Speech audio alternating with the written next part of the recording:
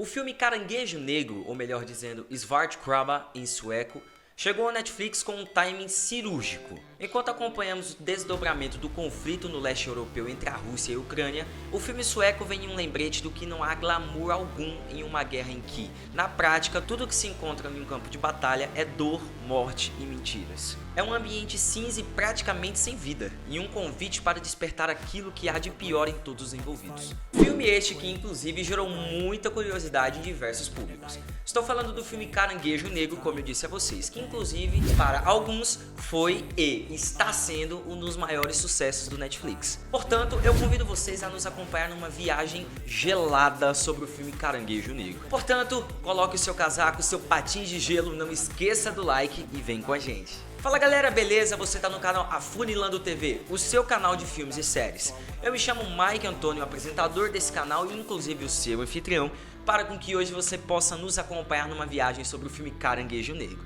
Desde já, eu peço que contribua com o nosso canal, se inscrevendo nele e deixando um comentário se necessário. Inclusive, não esqueça do like, que dessa maneira o algoritmo do YouTube entende mais fácil como os vídeos devem chegar diretamente até você, nosso querido inscrito. Então vamos lá, a trama do filme é baseada no livro Svartkrabba, escrito por Jerker Vidborg e publicado no ano de 2002, e apresenta um universo muito próximo do que estamos atualmente vivendo. Para quem não sabe, infelizmente nesse momento está acontecendo uma guerra entre a Rússia e a Ucrânia, e o mundo inteiro está compadecendo com esse caos, o que inclusive é muito triste, e esse assunto é muito sério. Mas, voltando para o Caranguejo Negro, com um clima bastante sombrio, o filme nos apresenta sem muito rodeio um filme devastado por guerra. O ambiente do qual o filme, principalmente o cenário, nos coloca, retrata nos primeiros minutos a ideia de que tudo deu errado e nesse momento o mundo está virado de cabeça para baixo. O roteiro de Adam Berg, escrito ao lado de Pelle Renstrom e Jerker Vidborg, nos insere no universo realista em que está num extenso conflito. O motivo do início dessa guerra nunca é revelado, e nem é o foco dessa produção. O foco aqui é mostrar o que uma mãe faria para rever a sua filha. A personagem de Noomi Rapace, que atuou nos filmes de Prometheus e Onde Está a Segunda, é recrutada por ter uma habilidade rara e serve como guia por esse mundo devastado. Ela e sua equipe precisam atravessar mais de 160 km no mar congelado, levando um pacote misterioso para dar fim à guerra e inclusive salvar milhões de pessoas. A motivação de cada um dos soldados da equipe é revelada com o passar do tempo pelo roteiro. E vemos que alguns têm motivos simples, como por exemplo, cumprir ordens, e outros têm razões que vão mais a fundo, isso é, pessoais e nobres, para aceitarem essa missão suicida chamada de Caranguejo Negro. O filme, de certa forma, inicialmente já nos passa a total tensão do qual o filme está ocorrendo. Quando tratamos de sentimento, principalmente família ou coisas desse tipo, às vezes o coração fala mais do que a mente. Deixamos de atuar de maneira inteligente para atuar sentimentalmente. Quando ela é colocada por busca de sua filha, ou talvez da ideia de poder conquistá-la novamente, até porque no início do filme entendemos que ela foi distanciada da filha numa cena da qual isso acontece. Calma, não faz barulho, vai dar tudo certo, a gente vai sair daqui. Mãe! Não, mãe!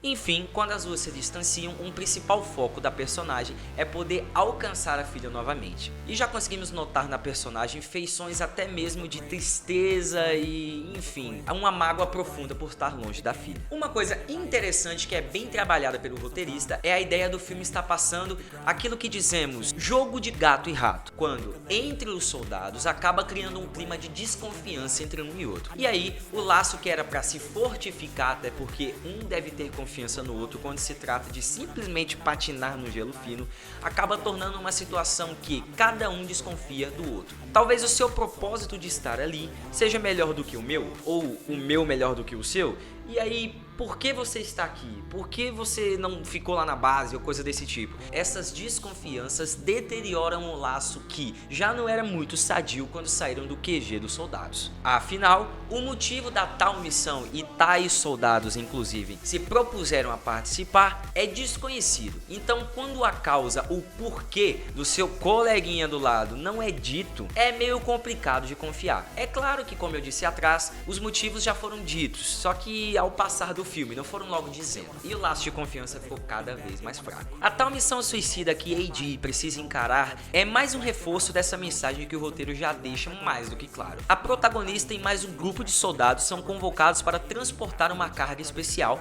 através do mar congelado, cruzando quilômetros de gelo em patins e em território inimigo para entregar aquela que pode ser a arma que vai acabar com o conflito. A ideia de fazer com que todo o longa seja ambientado em um deserto congelado é justamente a representação visual de todo esse vazio que a guerra traz para quem está na linha de frente. Tudo é meio acinzentado, é meio sem vida. É isso que Caranguejo Negro quer fazer com que nós, enquanto telespectadores, já sentimos nos primeiros minutos de filme essa tensão da qual está querendo ser passada. Basicamente, aquele gelo do qual eu citei para vocês, ele é fino demais para com que carros possam trafegar e denso demais para com que botes ou qualquer tipo de transporte aquático. Então, o que sobra são o quê? Soldados com patins de gelo que vão patinar no gelo e chegar lá com uma arma até o inimigo para poder salvar muitas pessoas. Enfim, o propósito é esse do filme. A motivação de Caroline é fazer com que, ao término dessa missão, ela possa finalmente reencontrar a filha. Porque quem a recrutou para a missão, olha, é o seguinte, a sua filha tá lá do outro lado, então você precisa, basicamente assim, facinho, colocar um patins e simplesmente sair patinando no gelo, quilômetros, 160 quilômetros, até o território inimigo lá, para poder deixar a arma lá e você reencontrar sua filha. Que motivo melhor e mais fácil, não é? Não, isso não é fácil. Com cenas como, por exemplo, essa que está passando, conseguimos ver com nitidez que as cenas de ação sempre colocam os personagens que estão atravessando o gelo numa situação de risco tremenda. Pessoal, se você simplesmente escorregar e com o próprio peso do corpo bater com muita força no gelo e você quebrar, você tem noção que basicamente uma hipotermia vem em questão de segundos e você morre, entendeu? É basicamente isso que o filme tenta mostrar pra gente. Os perigos e obstáculos no caminho da equipe são apresentados de modo orgânico e bastante convincentes. As cenas de ação, inclusive, e o tiroteio são muito bem filmadas e dirigidas, e adicionam ainda mais atenção à situação. Porém, uma vez que o pacote secreto é revelado, a trama começa a perder a força, em especial no seu terceiro ato, que foge da proposta inicial e se distancia muito do que foi desenvolvido em todo o filme, o que é uma pena em nossa opinião. Muita atenção agora, hein? Alerta de spoiler. Essa informação da qual eu darei agora estará tratando de uma parte do filme. Portanto, você que não tem curiosidade para saber, eu peço que pule para esse minuto que está passando aqui em cima. Então, aviso dado, hein? O que acontece a partir daí é uma coisa do que no cinema é chamado de plot twist. Uma explicação bem rápida é uma reviravolta no filme. E ela é dada na seguinte situação. Quando os soldados estão transitando do ponto A ao ponto B, do qual o ponto A é da base onde eles saíram e o ponto B é o território inimigo, ao meio de toda essa história, simplesmente nesta cena aí, um dos personagens acaba abrindo a arma. E quando eles notam que lá dentro não há somente algo para ganhar a guerra, mas sim para destruir a humanidade. Estamos falando de um extermínio global. Melhor explicando o que essa arma é uma arma biológica de destruição em massa. Entenda que agora, com essa reviravolta, o filme não só coloca a situação de como era antes, que era simplesmente atravessar o gelo, mas sim que agora eles não podem levar essa arma lá, porque não só a guerra será vencida, mas também toda a humanidade será exterminada. As performações são todas ótimas e nos fazem crer que estamos vendo pessoas que inclusive já estão no limite de um mundo despedaçado pela guerra. Jacob Oftebro, a herdeira, interpreta um soldado leal aos seus princípios. Dar Salim, que é o Tethard, e Eric Anger, que é Dyer Brooke, vivem soldados que se apegam à missão como trampolim para saírem dessa vida de constante luta. O grande coração do filme é o sentimento de Caroline,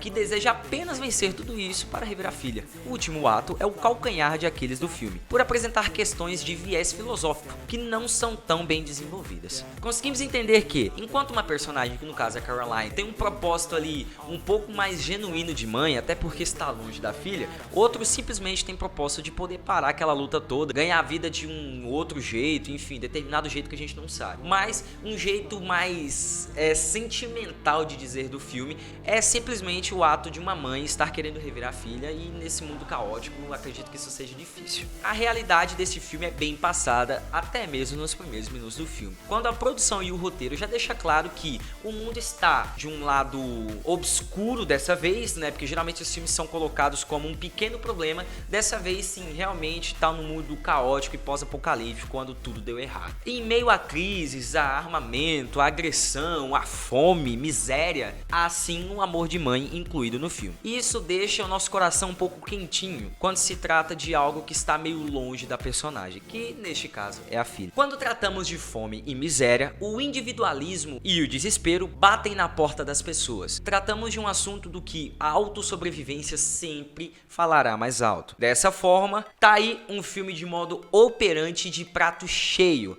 quando tratamos de certos pontos. Caranguejo Negro é um filme que conseguimos acessar pela Netflix. Então você que ainda não assistiu, convido a você estar indo lá acompanhando e claro, depois de ver, corre aqui no canal Funilando e já deixa nos comentários. Como sempre, eu sempre digo a vocês, o seu comentário tem uma extrema relevância, porque dessa maneira, além de entendermos o feedback, entendemos também o que vocês querem aos próximos vídeos. E a toda semana, quando sentamos para pensar e roteirizar o que é importante para o canal, levamos em consideração os comentários. Portanto, relevância é o que não falta. Comenta à vontade. E claro, vamos sim responder. No mais, eu quero agradecer você que fica ao final de todos os nossos vídeos. É de extrema importância também que contribua com seu like e se inscreva no canal. Se possível, copie o link do canal e repasse para os seus amigos. Afinal, cinema, filmes, séries e derivados desse tipo de coisa é sempre interessante a pessoas que possam gostar. Nós aqui do canal Funilando TV também temos um Instagram, do qual você pode estar correndo lá e conferindo as novidades. Uma diferença é que lá não somente trataremos o filme da semana, mas sempre postaremos algo relacionados ao cinema em geral. Você está no canal Funilando TV, o seu canal de filmes e séries. Eu me chamo Mike Antônio e eu fui o anfitrião desse vídeo que você acompanhou sobre o filme Caranguejo Negro. Um beijo e até a próxima.